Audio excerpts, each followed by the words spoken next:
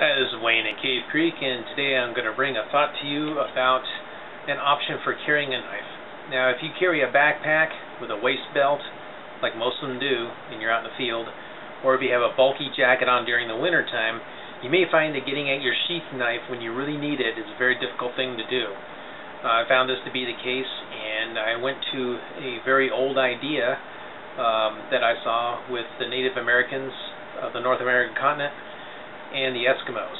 And what they do is they take a knife and they hang it around their neck. Now, this is the knife that I use for that purpose. I made the sheath myself. However, you can take any kind of sheath knife like this, and like this one, this is an Air Force survival knife, and it has a couple of holes here, putting a piece of paracord around so you can hang it like this. What I did here is I used a piece of leather thong, but I would use a couple layers of paracord if I were to do this again. And basically, no matter how bulky the clothing is, no matter what kind of gear I've got on, this just hangs over my head and it's right there, ready for me to access. And I can just reach up, grab it, and pull it out, and I'm ready to go. If you have a pack on, if you have a sheath knife on, you probably wouldn't have one on because the waist belt would cut into it. But it would be prohibitive to get at it. If you have a bulky jacket on during the winter time, then you wouldn't either. Now, you could see an example of, say, like Cody London on his series on TV, Dual Survival, I believe it is, and he carries a Frost Mora knife, just like this one, with the original plastic sheath it comes in, and he advocates these knives quite a bit.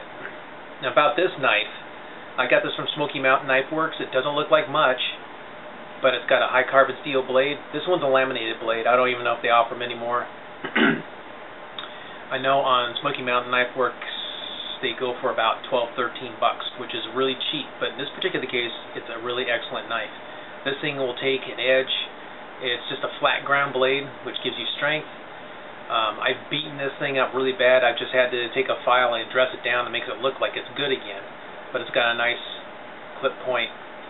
And this sucker will get sharp so you can shave with it. It's an excellent knife for the price. And I wouldn't pay more than maybe $25 for the better ones that they have. They have ones that have a little tang here to keep your finger from slipping down on the blade and getting cut, although I've never had a problem with that. An excellent knife. It's cheap, but incredibly good to have. And if you have it hanging around your neck, then you can always get at it. If you need to cut open a bag of something, cut a piece of wood for whatever reason. So anyway, that's the idea. I'm going to include a picture of a old painting or drawing of a couple of Native Americans with their version of the neck knives. The Plains Indians used them quite a bit, and they really are worth having if you do that kind of thing. Something to consider.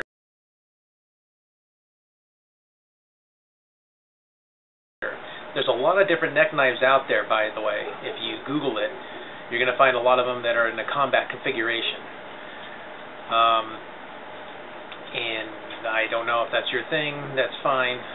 Personally, if you're going to have something like that, I would have a blade that was usable. It doesn't have to be very big. Matter of fact, for a neck knife, this is kind of long. Most neck knives I've seen are about, the blade's only about that long there. And a lot of them are in a Cordura sheath that hang upside down and clip there, so you can just take it and yank it out, whereas with mine you have to up it down like that. So anyway, just something you might want to consider. They work really well for around the camp too, even if you're not packing. Keep stuff off your belt, and you can sit in a chair without a knife jamming up in your belt or anything like that. It's very convenient. So anyway, thanks for watching.